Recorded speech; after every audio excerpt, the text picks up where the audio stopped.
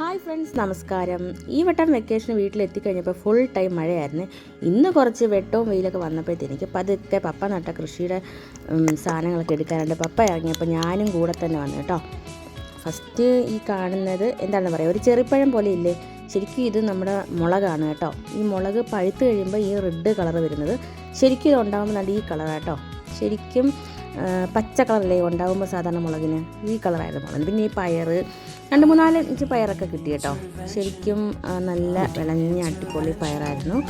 പിന്നെ വെണ്ടയ്ക്ക പറിക്കാനായിട്ട് ഞങ്ങൾ നോക്കി. നല്ല അടിപൊളി സ്മൂത്തായിട്ടുള്ള അടിപൊളി വെണ്ടയ്ക്കായിരുന്നു കേട്ടോ. 3-4 തൈകളായിരുന്നു, എല്ലാം വെണ്ടയ്ക്ക. എന്താ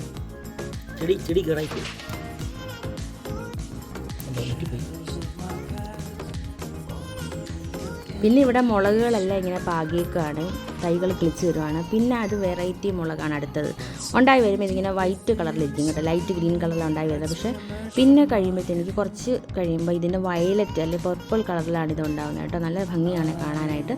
പഴുക്കുമ്പോൾ നമ്മുടെ സാധാരണ റെഡ് കളറായി വരും. അപ്പോൾ ഇതെല്ലാം ഉണ്ടായി കുറച്ച് നാളായതാണ്. അപ്പോൾ ഇതെല്ലാം വയലറ്റ് കളർ. പിന്നെ ഒരു പഴുത്ത പേരയ്ക്ക കിട്ടി ഞങ്ങൾക്ക്. അത് നമ്മുടെ സാധാരണ കാന്താരിമുളകാണ് കേട്ടോ ഈ കാണുന്നത്.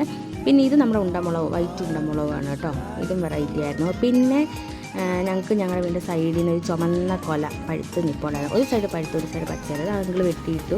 അങ്ങനെ അതും വിളവെടുപ്പ് എടുത്തു. ഇന്ന് ഇത്രയേ ഉള്ളൂ. ബൈ.